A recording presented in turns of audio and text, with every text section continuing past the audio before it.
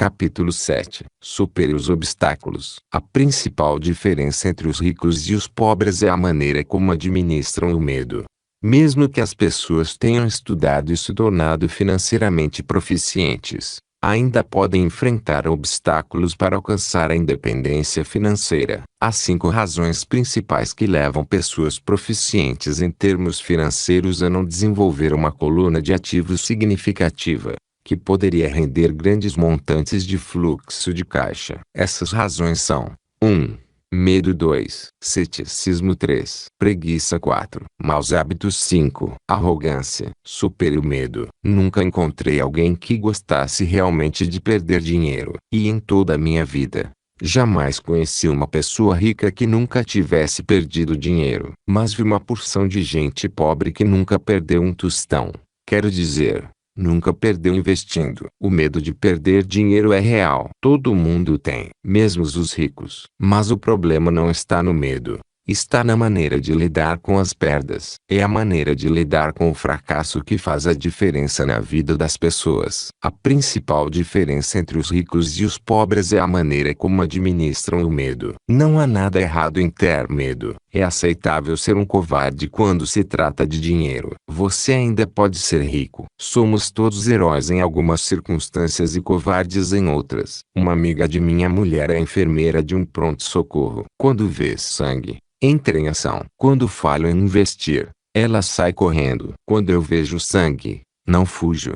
Desmaio. Meu pai rico entendia as fobias relativas ao dinheiro. Algumas pessoas têm pavor de cobra. Outras têm pavor de perder dinheiro. Ambas têm fobias, dizia. Sua solução para a fobia de perder dinheiro era um pequeno verso: se odeia risco e preocupação, comece cedo. Se você começar jovem, será fácil ser rico. Não vou me estender sobre isso. Mas há uma grande diferença entre pessoas que começam a poupar aos 20 anos e as que começam aos 30. A aquisição da ilha de Manhattan é considerada uma das maiores pechinchas de todos os tempos. Nova York foi comprada por os $24 em badulaques e contas de vidro. Contudo, se os $24 tivessem sido investidos a juros de 8% ao ano, esses $24 estariam valendo mais de os $28 trilhões em 1995. Manhattan poderia ser recomprada e ainda sobraria dinheiro para comprar boa parte de Los Angeles. Mas se não tiver muito tempo pela frente ou se quiser se aposentar mais cedo, como você lida com o medo de perder dinheiro? Meu pai pobre não fez nada. Ele simplesmente evitava o assunto, recusando-se a discuti-lo. O pai rico, por outro lado, recomendava que eu pensasse como um texano. Gosto do Texas e dos texanos, falava. No Texas tudo é maior. Quando os texanos ganham, eles ganham muito. E quando perdem, é espetacular. Eles gostam de perder? Perguntei. Não estou dizendo isso. Ninguém gosta de perder. Mostre-me um perdedor feliz e eu lhe mostro um fracassado, respondeu o pai rico. É da atitude dos texanos em face do risco, da recompensa e da derrota que estou falando. É como encaram a vida. Eles vivem grandiosamente. Não como a maioria do pessoal daqui, que vive como baratas quando se trata de dinheiro. Baratas com medo que alguém jogue um facho de luz em cima delas. Gente que se lamoreia quando o empregado do armazém erra o troco por 20 centavos. O pai rico continuou explicando. O que mais gosto é da atitude dos texanos. Eles se orgulham de ganhar e se gabam quando perdem. Os texanos têm um ditado: se você for quebrar, quebre em grande estilo. Você não vai querer admitir que quebrou por uma ninharia.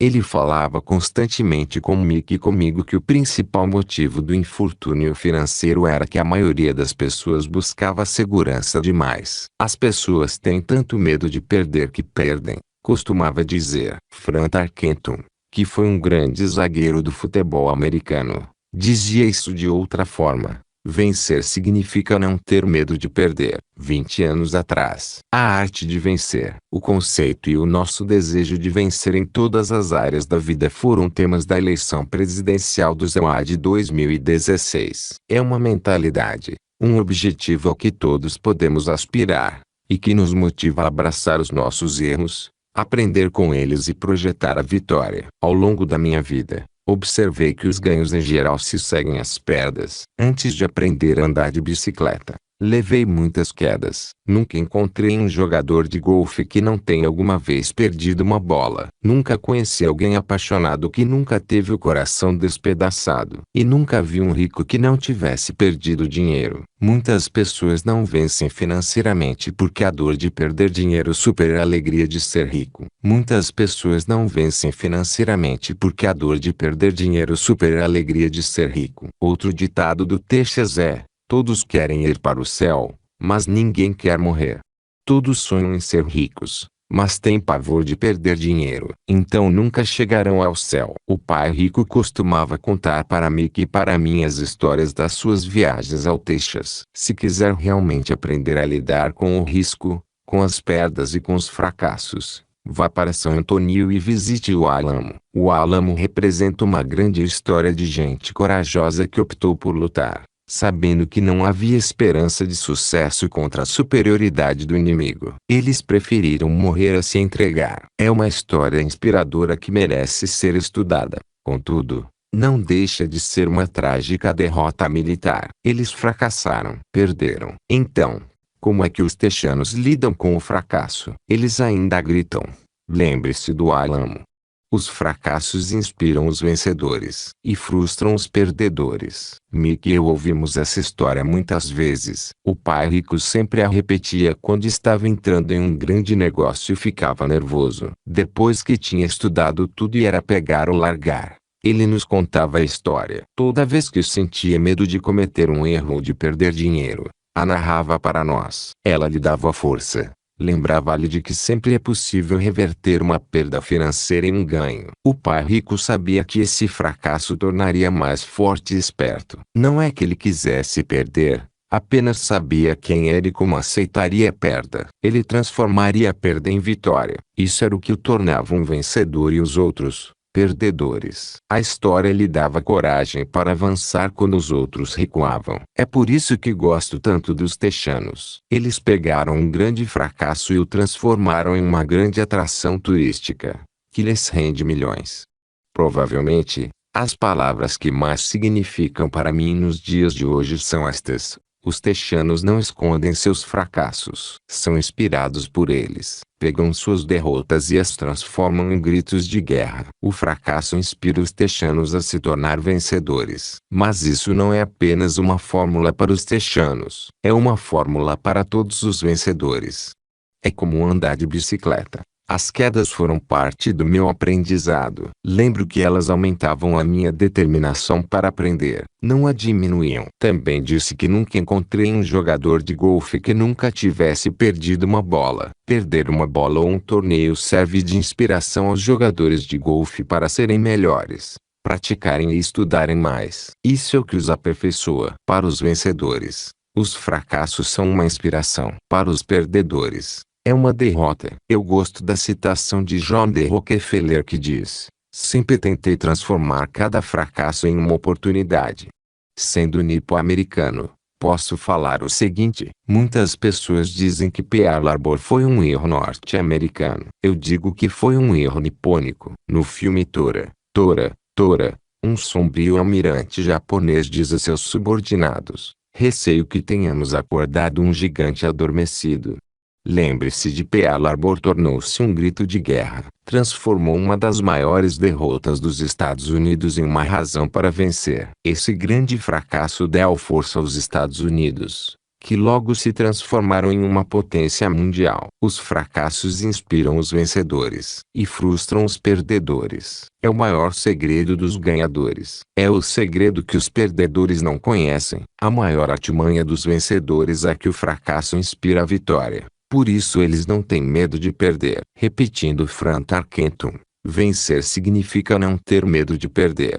Pessoas como Tarkenton não têm esse temor porque sabem quem são. Odeiam perder, de modo que sabem que o fracasso apenas as incentivará a se tornar melhores. Há uma grande diferença entre detestar e temer perder. A maioria das pessoas tem tanto medo de perder dinheiro que acaba perdendo. Elas quebram por uma ninharia. Financeiramente, desejam segurança demais e têm um horizonte estreito. Compram casas e carros grandes, mas não fazem investimentos relevantes. A principal razão que leva 90% dos norte-americanos a ter problemas financeiros é que eles jogam para não perder. Não jogam para ganhar. Eles procuram seus consultores financeiros, contadores ou corretores e adquirem um portfólio equilibrado. Muitos aplicam altas somas em certificados de depósito, em títulos de baixo rendimento, em fundos mútuos e em poucas ações. É um portfólio seguro e inteligente, mas não é um portfólio vencedor. É o portfólio de quem não quer perder. Não me entenda mal. É provavelmente um portfólio melhor do que o de 70% da população. Mas isso é apavorante. É um grande portfólio para quem adora a segurança. Mas buscar a segurança e o equilíbrio em seu portfólio de aplicações não é a forma como os investidores bem-sucedidos jogam. Se você tem pouco dinheiro e quer ficar rico, deve estar focado, não equilibrado. Ao observar qualquer pessoa bem-sucedida, verá que no início elas não estavam equilibradas. Pessoas equilibradas não vão a lugar algum. Ficam estagnadas. Para progredir é preciso, no início, de algum desequilíbrio. Basta ver como se chega longe apenas caminhando. Thomas Edison não estava equilibrado, estava focado. Bill Gates não estava equilibrado, estava focado. Donald Trump é focado. George Soros é focado. George Patton não distribuiu seus tanques por uma área ampla. Ele os focou e arrasou os pontos fracos da linha alemã. Os franceses se espalharam pela linha Maginot e você sabe o que aconteceu com eles. Se deseja ser rico, você deve ter foco. Não fazer o que fazem os pobres e a classe média. Apostam todas suas fichas. Aposte aos poucos e pense em foco. Fomentar o sucesso criando oportunidades. Se odeia perder, procure a segurança. Se perder o enfraquece, procure a segurança. Encontre aplicações equilibradas. Se você tem mais de 25 anos e está apavorado em assumir riscos, não mude. Procure a segurança, mas comece cedo. Comece a formar suas poupanças cedo, porque vai levar tempo. Mas se você tem sonhos de independência, a primeira coisa a se perguntar é: qual é a minha reação ante o fracasso?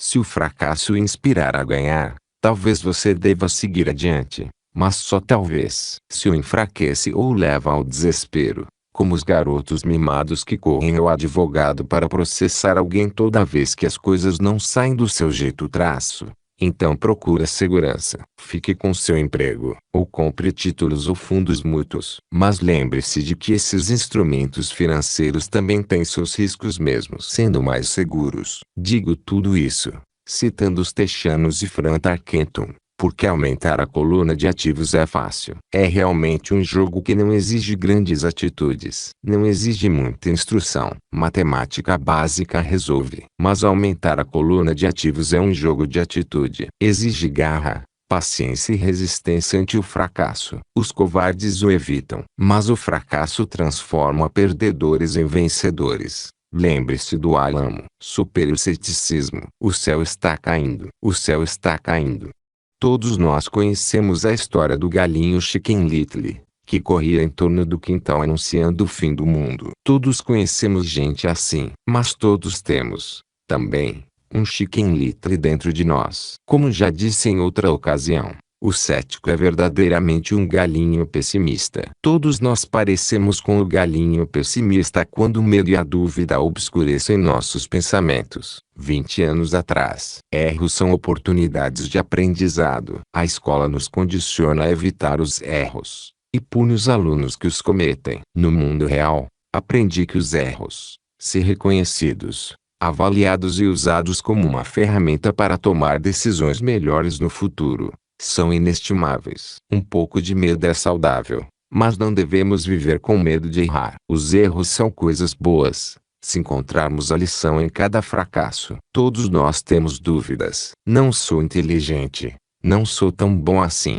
Fulano é melhor do que eu. Nossas dúvidas muitas vezes nos paralisam. Jogamos o jogo do e se a economia entrar em colapso logo depois de eu fazer o investimento?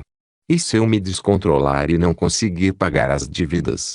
E se as coisas não funcionarem como planejado? Ou temos amigos ou pessoas amadas que nos lembram sempre das nossas falhas? Dizem com frequência: O que o faz pensar que você pode fazer isso? Se é uma ideia tão boa, então como ninguém pensou nisso antes?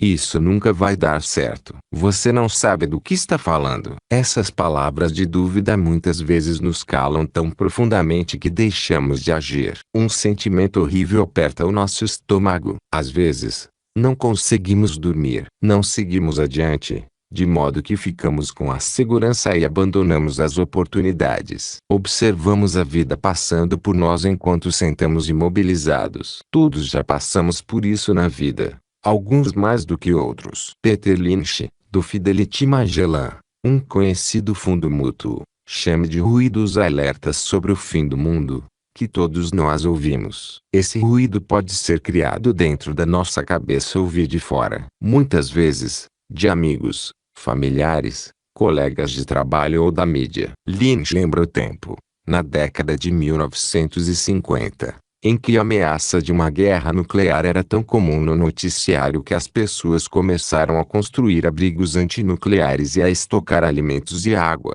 Se investissem esse dinheiro sabiamente no mercado, em vez de construir os abrigos, provavelmente teriam atingido a independência financeira nos dias de hoje. Quando a violência explode ao redor de uma cidade, as vendas de armas aumentam em todo o país. Uma pessoa morreu depois de ter ingerido um hambúrguer mal passado no estado de Washington, e o Departamento de Saúde do Arizona determinou que os restaurantes preparassem somente carne bem passada. Uma empresa farmacêutica divulgou nacionalmente em fevereiro um anúncio de televisão mostrando pessoas gripadas. Os casos de gripe aumentaram, bem como as vendas do medicamento anunciado. A maioria das pessoas é pobre porque quando se trata de investir, o mundo está cheio de chicken littles que correm gritando, o céu está caindo, o céu está caindo.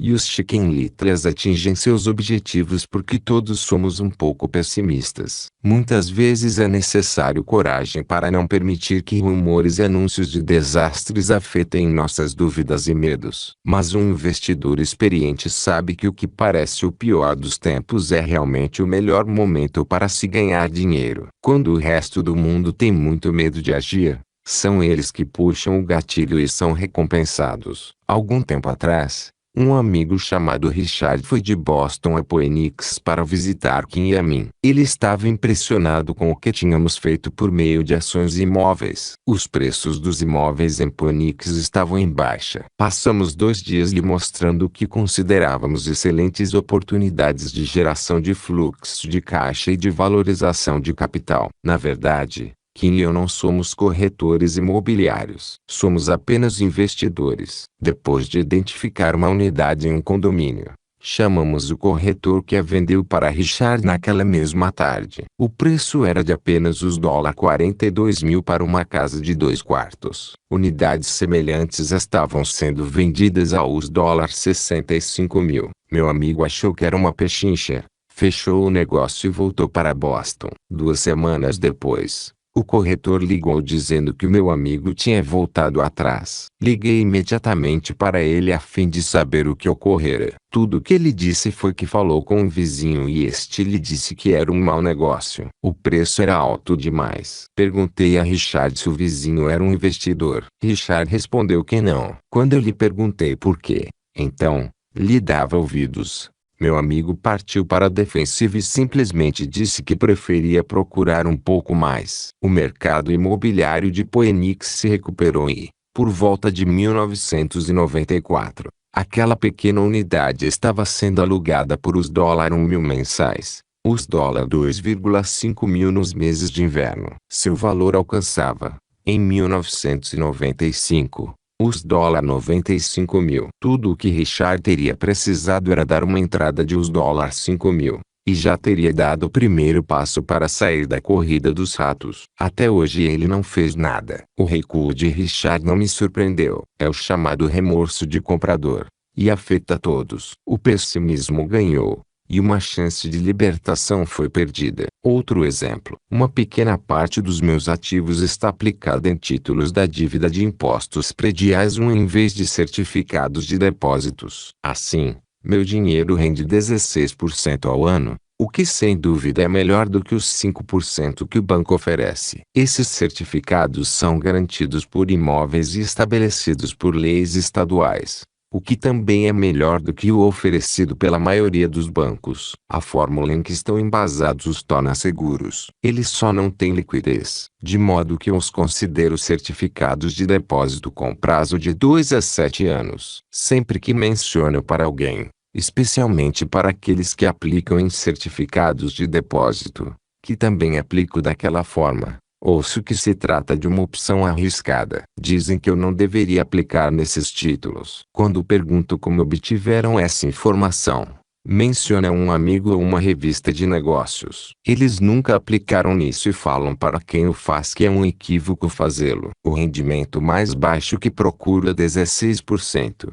Mas pessoas cheias de dúvidas se conformam com 5%. A dúvida é cara. Quero ressaltar que são essas dúvidas e esse ceticismo que mantém muitas pessoas na pobreza, correndo atrás da segurança. O mundo real está aí esperando que você enriqueça. Só as dúvidas mantêm as pessoas na pobreza. E, como já disse, sair da corrida dos ratos é tecnicamente fácil. Não requer muita instrução. Mas as dúvidas são um obstáculo para muita gente. Os céticos nunca vencem, dizia o pai rico. A dúvida não esclarecida e o medo criam o cético. Os céticos criticam e os vencedores analisam era outra das suas frases favoritas. O pai rico explicava que a crítica cegava, enquanto a análise abria os olhos. A análise permitia que os vencedores vissem aquilo que os críticos não conseguiam e que percebessem oportunidades que todos os demais não enxergavam. E encontrar o que os outros deixam passar é a chave para o sucesso. 20 anos atrás, usando dívidas e leis tributárias. Hoje,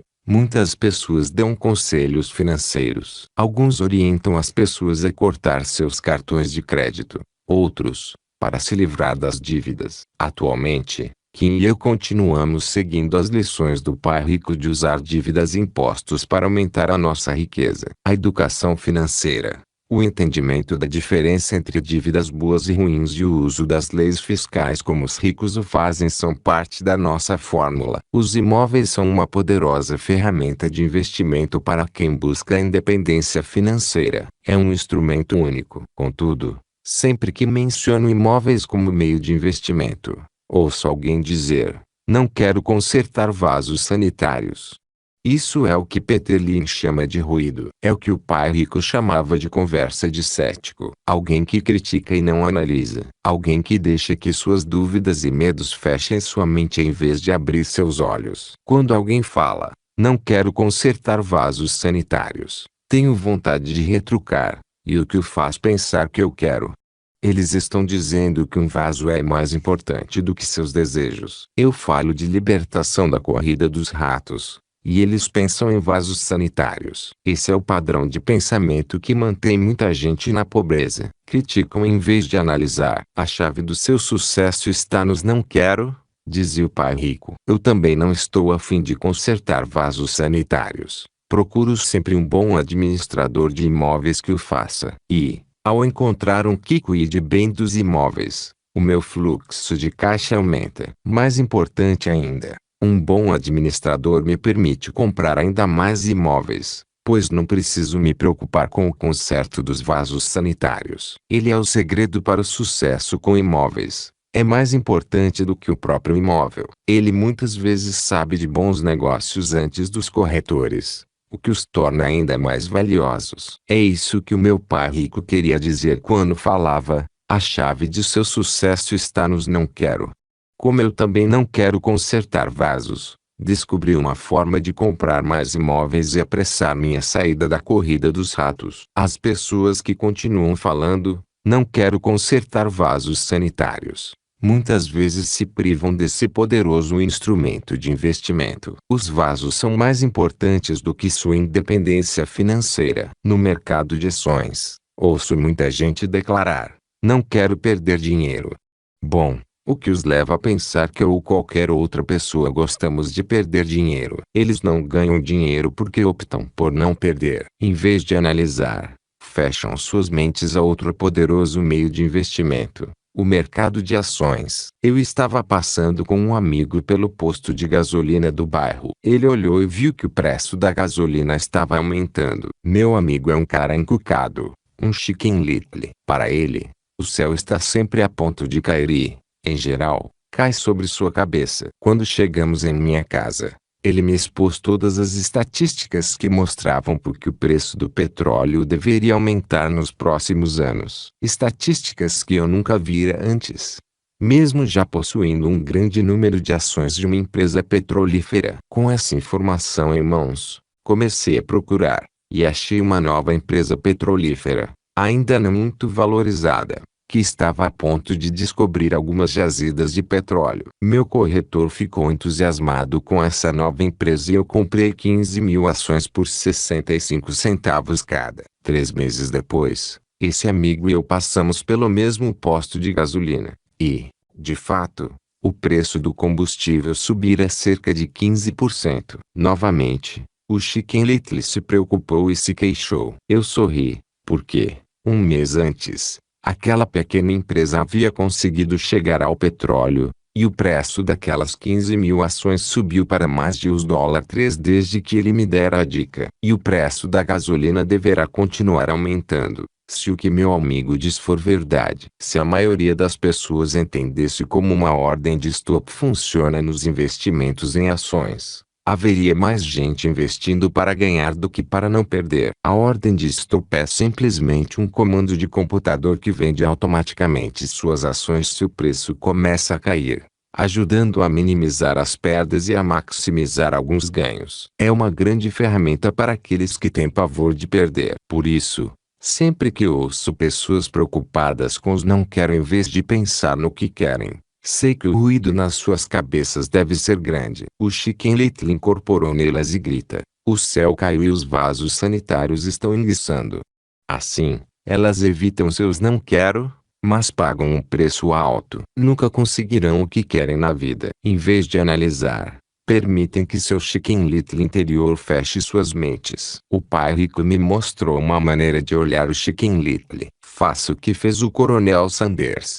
Com 66 anos, ele perdeu seu negócio e começou a viver da aposentadoria da Previdência Social. Não era o suficiente. Começou a percorrer o país tentando vender sua receita de frango frito. A proposta foi recusada 1.009 vezes antes que alguém dissesse sim. E ele acabou se tornando um multimilionário em uma idade em que a maioria das pessoas está desistindo. Ele era um homem corajoso e tenaz, dizia o pai rico a respeito de Alan Sanders. Assim, quando estiver em dúvida e um pouco receoso, faça o que o Coronel Sanders fez com seu frango pessimista. Ele o fritou. Supera a preguiça. Pessoas ocupadas são, com frequência, as mais preguiçosas. Todos nós conhecemos histórias do homem de negócios que trabalha arduamente para ganhar dinheiro. Ele se esforça para ser um bom provedor para sua família. Passa longas horas no escritório e leva trabalho para casa nos fins de semana. Um dia, ao chegar em casa, encontra vazia. Sua esposa foi embora com as crianças. Ele sabia que estava tendo problemas com a esposa, mas em vez de se esforçar para fortalecer a relação, se dedicou ao trabalho. Desiludido, seu desempenho no emprego declina e ele é demitido. Hoje em dia, encontro frequentemente gente muito ocupada para cuidar da sua riqueza. E há pessoas muito ocupadas para cuidar da própria saúde. A causa é a mesma. Estão ocupadas e continuam ocupadas como forma de evitar algo que não desejam enfrentar. Ninguém precisa lhes dizer isso. No seu íntimo, elas sabem. Na verdade, quando alguém tenta lhes falar sobre o assunto, essas pessoas muitas vezes respondem com raiva ou irritação. Se não estão ocupadas com o trabalho ou com as crianças, muitas vezes estão ocupadas assistindo à televisão, jogando golfe ou fazendo compras. Contudo, lá no fundo sabem que estão fugindo de algo importante. Essa é a forma mais comum de ócio. A preguiça de agir transformada em ocupação constante. E qual é a cura para a preguiça? A resposta é um pouco de ambição. Muitos de nós fomos educados pensando que a ambição ou a ganância são ruins. Pessoas gananciosas são más, dizia minha mãe. Contudo, todos nós temos o desejo de possuir coisas belas, novas ou empolgantes. Para manter essa emoção do desejo sob controle, muitas vezes os pais encontram formas de suprir esse sentimento com culpa. Você só pensa em você mesmo. Não sabe que tem irmãos e irmãs? Era uma das frases favoritas da minha mãe. Ou, você quer que eu compre o que para você? Repetiu meu pai. Pensa que fabricamos dinheiro. Que dinheiro dá em árvore. Você sabe que não somos ricos.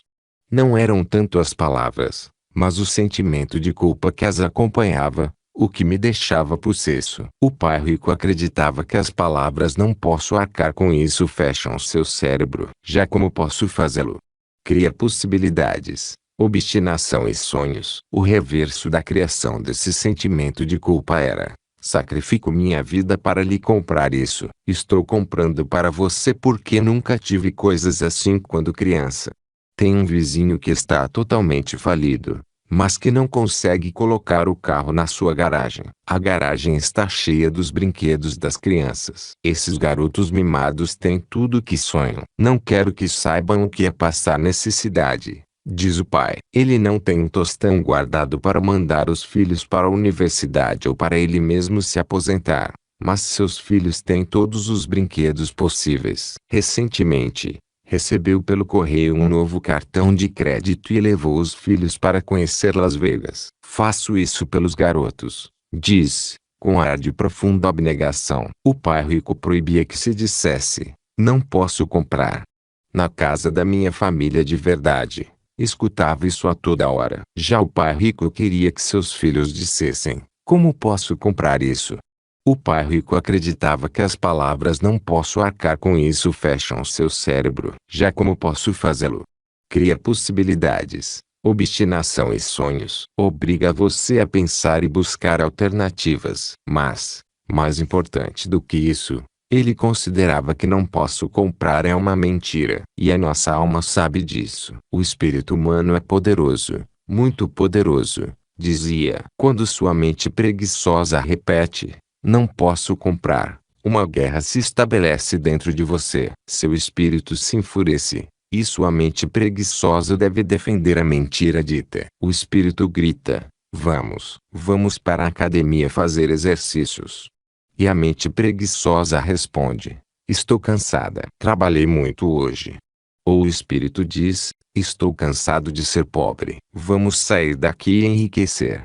E a mente: pessoas ricas são gananciosas. Além disso, dá muito trabalho. Não é seguro. Posso perder dinheiro. Já trabalho demais. Tenho que fazer coisas demais no meu emprego. Vejo o que tenho que fazer hoje à noite. O chefe quer que eu entregue de manhã.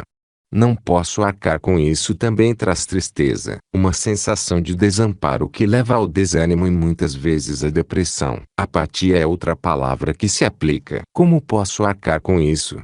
Abre oportunidades, empolgação e sonhos. O pai rico não estava tão preocupado com o que queríamos comprar desde que entendêssemos que como posso comprar isso. Fortalece a mente e dinamiza o espírito. Assim, raramente ele dava alguma coisa a Mickey ou a mim. Em vez disso, perguntava: como você pode arcar com isso?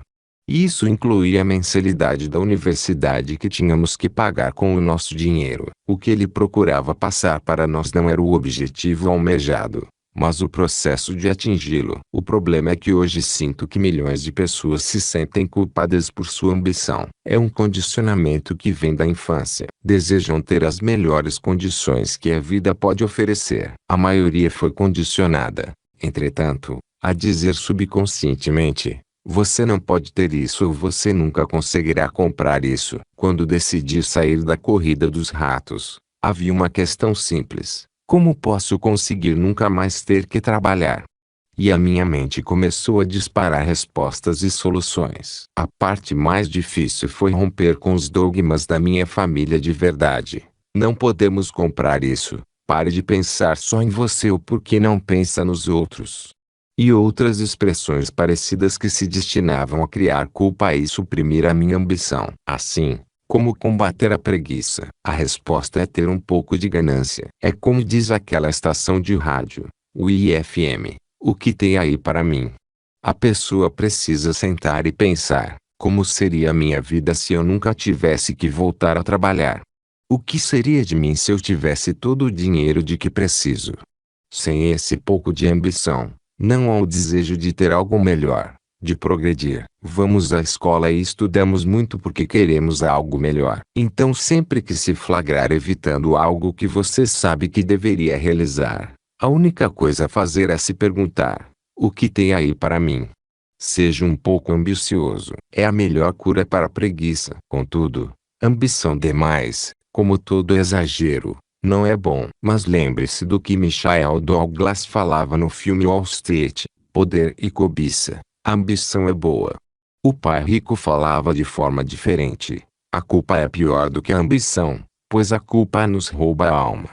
E, para mim, quem falou melhor foi Eleanor Roosevelt: faça o que seu coração acha certo. De qualquer forma você será criticado. Fazendo ou não, você estará perdido.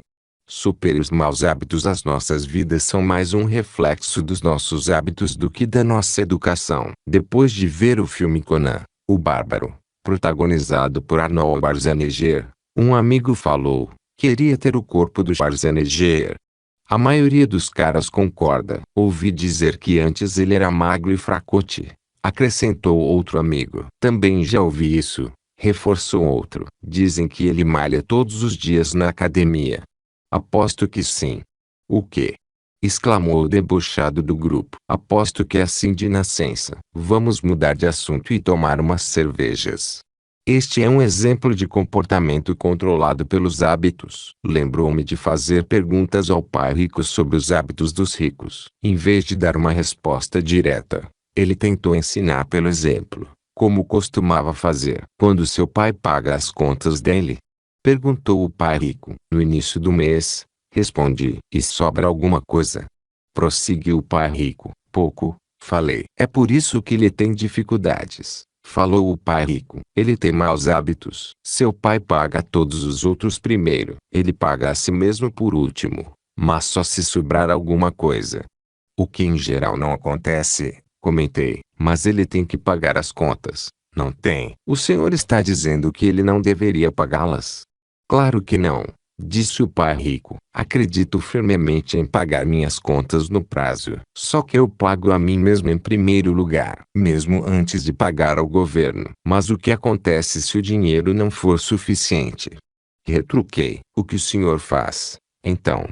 A mesma coisa, prosseguiu o pai rico. Primeiro pago a mim mesmo, mesmo se tiver pouco dinheiro. Minha coluna de ativos é muito mais importante para mim do que o governo. Mas, continuei, eles não vão atrás do senhor? Sim, se eu não pagar, disse o pai rico. Olhe, não estou falando para não pagar. Só que eu pago a mim mesmo primeiro, mesmo quando tenho pouco dinheiro. Mas como consegue isso? Retruquei. A questão não é como, a questão é por quê? Replicou o pai rico. Ok, por quê? Perguntei. Motivação. Falou o pai rico. Quem reclamará mais se eu não pagar? Eu ou meus credores? Sem dúvida, os credores gritarão mais alto. Respondi a pergunta óbvia. O senhor não faria nada se não pagasse a si próprio. Está vendo? Depois de pagar a mim mesmo, a pressão para pagar meus impostos e os demais credores é tão grande que me obriga a buscar outras formas de renda. A pressão para pagar se torna uma motivação. Já tive empregos extras, comecei outros empreendimentos, negociei na bolsa, qualquer coisa para ter certeza de que esses caras não ficassem gritando comigo. Essa pressão me fez trabalhar mais, me obrigou a pensar. E tudo isso me tornou mais esperto e ativo no que se refere ao dinheiro. Se eu deixasse para me pagar no final, não teria sentido as pressões, e estaria quebrado. Quer dizer que é o medo do governo ou de outras pessoas a quem deve dinheiro que o motiva? Isso mesmo, disse o pai rico. Você vê, o pessoal do governo é forte. Os demais credores também. A maioria das pessoas se rende a esses tiranos. Elas pagam a eles e nunca a si mesmas. Você conhece a história do fracote a quem atirou areia na cara? Se pago a mim primeiro, fico mais forte financeira, mental e fiscalmente. Acenei a cabeça afirmativamente. Já vi esse anúncio de aulas de fisiculturismo nos gibis muitas vezes.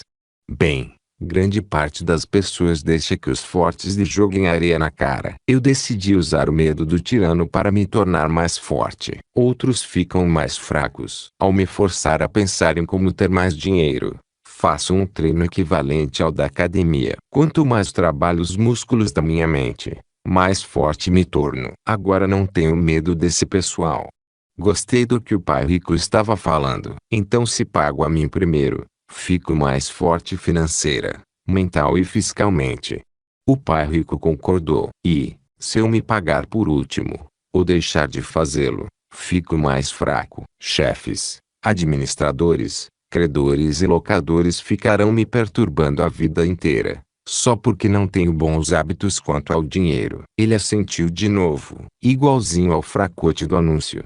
Super arrogância. O que eu sei me faz ganhar dinheiro. O que desconheço, perdê-lo. Toda vez que fui arrogante, perdi dinheiro, porque quando sou arrogante, acredito mesmo que o que não sei não é importante. Repetia frequentemente o pai rico. Descobri que muita gente usa a arrogância para tentar esconder a própria ignorância. Isso costuma acontecer quando discuto demonstrações financeiras com contadores ou até com outros investidores. Eles tentam vencer a discussão usando de arrogância. Para mim, fica claro que não sabem do que falam. Não estão mentindo, mas também não estão falando a verdade. Há muita gente no mundo do dinheiro, das finanças e do investimento que não tem nenhuma ideia do que está falando. A maioria das pessoas do setor fica fazendo discursos de venda vazios, como a de um vendedor de carros usados. Se for ignorante a respeito de um assunto, comece a se instruir, achando um especialista ou um livro sobre o tema. Seção de estudo. Capítulo 7. Lição número 7. Supere os obstáculos. Capítulo 7. Lição número 7. Supere os obstáculos. Resumo. As 5 principais razões pelas quais as pessoas financeiramente proficientes não desenvolvem seu fluxo de caixa são: 1. Medo. 2. Ceticismo. 3. Preguiça. 4. Maus hábitos e 5.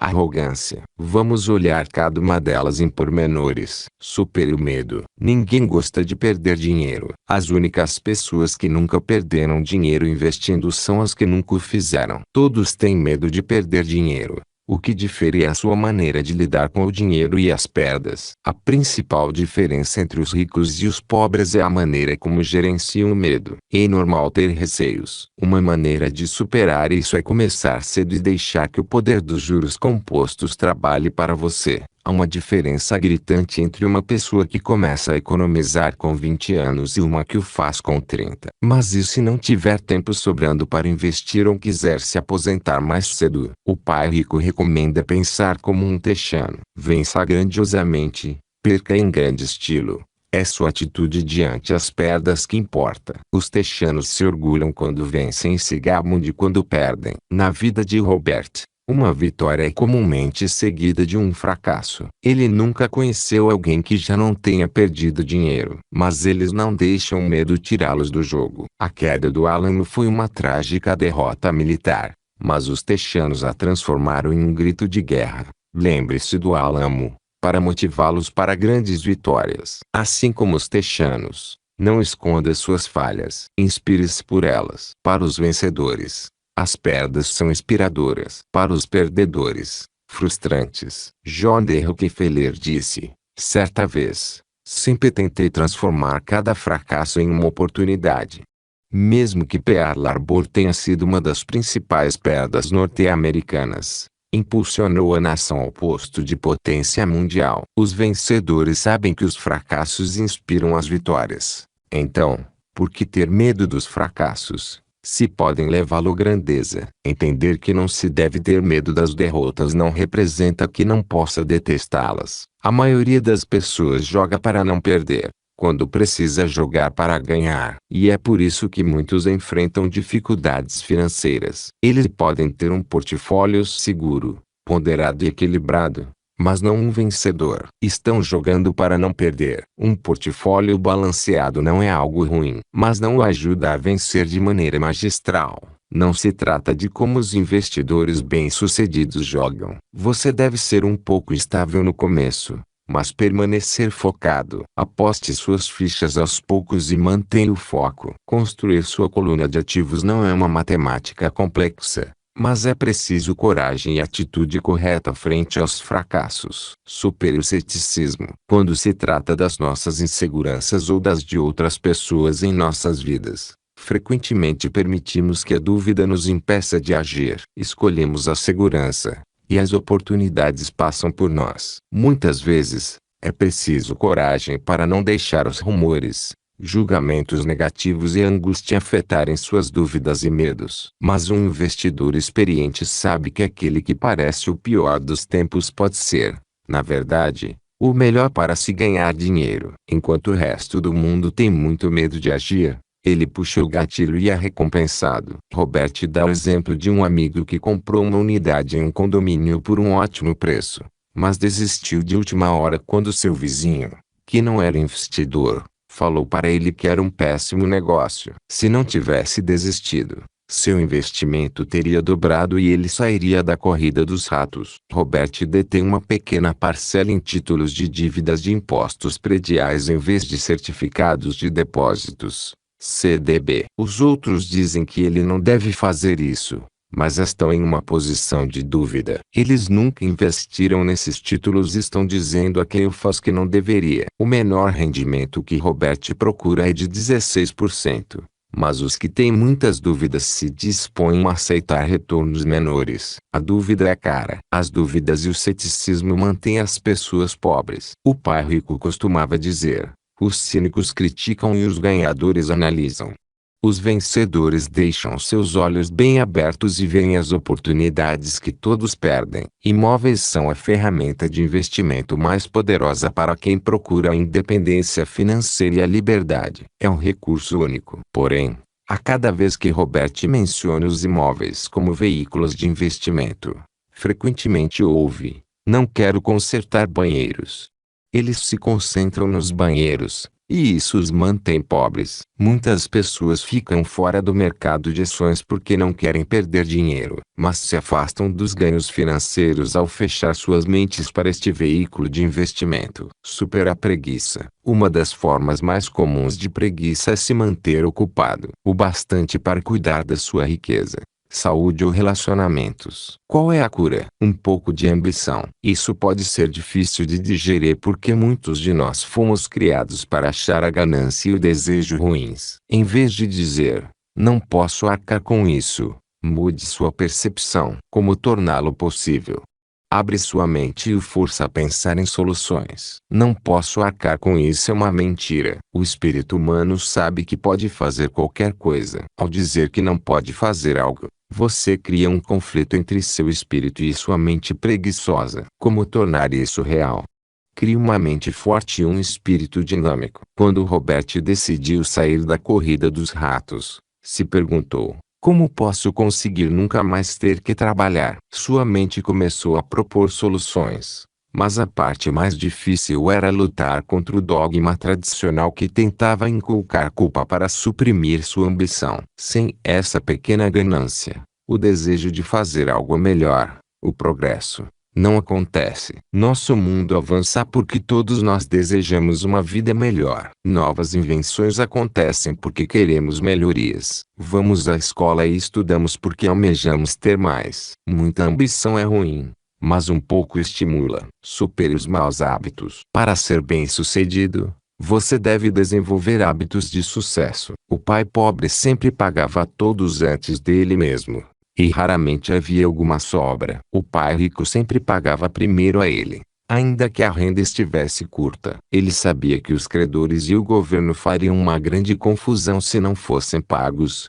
e isso o motivava a buscar outras fontes de renda para pagá-los. Se pagasse a si mesmo por último, não teria esse tipo de pressão produtiva. Forçar-se a pensar em como conseguiria renda adicional para pagar os credores o tornou forte em termos fiscais. Supere a arrogância. O pai rico dizia que toda vez que fora arrogante tinha perdido dinheiro, porque pensava que o que ele desconhecia não era importante. Muitas pessoas usam a arrogância para esconder a própria ignorância. Robert percebeu isso em discussões com contadores e outros investidores, que fazia muita cena nas discussões, E deixavam claro que não sabiam sobre o que estavam falando. A ignorância não é ruim, se você reage a sua se educando através de um especialista na área em questão. Momento do hemisfério esquerdo. Escolha analisar em vez de criticar. Os cínicos criticam, mas os vencedores analisam e descobrem oportunidades negligenciadas. Momento do hemisfério direito. Supere os maus hábitos substituindo-os por novos. Como pagar primeiramente a você mesmo. Momento subconsciente. O medo do fracasso tira muitas pessoas do jogo. Em vez disso, use os fracassos para inspirá-lo ao sucesso, como os texanos com a memória do álamo. O que Robert quer dizer? Agora é hora de refletir. Pergunte a si mesmo, o que Robert quer dizer nesta citação? E, por que ele diz isso? Nesta sessão, você não precisa concordar ou discordar dele. O objetivo é entender o que Robert está dizendo. Lembre-se, esta sessão de estudo é projetada para ser coadjuvante de apoio. Duas cabeças pensam melhor do que uma. Se você não entende o que Robert está dizendo, não desista da lição. Peça ajuda. Aproveite o tempo para discutir cada citação até compreendê-las. A principal diferença entre os ricos e os pobres é a maneira como administram o medo. Nunca encontrei um jogador de golfe que não tenha alguma vez perdido uma bola. Nunca conheci alguém apaixonado que nunca teve o coração despedaçado. E nunca vi um rico que não tivesse perdido dinheiro. Muitas pessoas não vencem financeiramente porque a dor de perder dinheiro supera a alegria de ser rico. O pai rico sabia que esse fracasso tornaria mais forte e esperto. Não é que ele quisesse perder, apenas sabia quem era e como aceitaria a perda. Ele transformaria a perda em vitória. Os texanos não escondem seus fracassos. São inspirados por eles. Pegam suas derrotas e as transformam em gritos de guerra. Todos nós parecemos com o galinho pessimista quando o medo e a dúvida obscurecem nossos pensamentos. Sair da corrida dos ratos é tecnicamente fácil. Não requer muita instrução, mas as dúvidas são um obstáculo para muita gente. O pai rico acreditava que as palavras "não posso arcar com isso" fecham seu cérebro. Já como posso fazê-lo? Cria possibilidades, obstinação e sonhos. Se pago a mim primeiro, fico mais forte financeira, mental e fiscalmente. Há muita gente no mundo do dinheiro, das finanças e do investimento que não tem nenhuma ideia do que está falando. Questões adicionais. Agora é o momento de usar as histórias deste capítulo para entender o que Robert estava dizendo, e aplicá-las a você e sua vida. Faça a si mesmo as perguntas abaixo e as discuta com seu parceiro de estudos. Seja honesto consigo mesmo e com seu parceiro. Se não gostar das respostas que der, pergunte a si mesmo se está disposto a mudar e aceitar o desafio de transformar seus pensamentos e mentalidade. 1.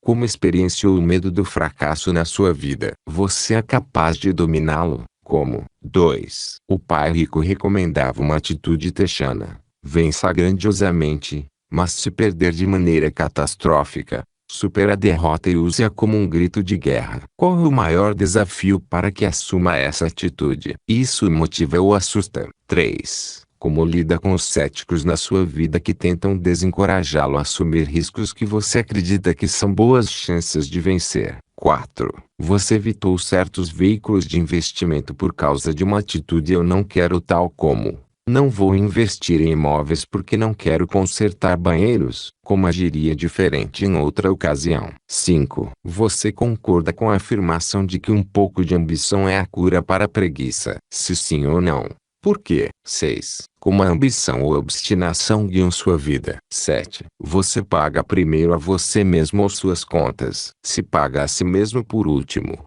quais atitudes pode tomar para mudar isso? 8. A arrogância já lhe custou uma oportunidade? O que aprendeu com isso? 9. Qual área do conhecimento financeiro você ignora? Quais recursos poderia buscar para educar a si mesmo neste tema?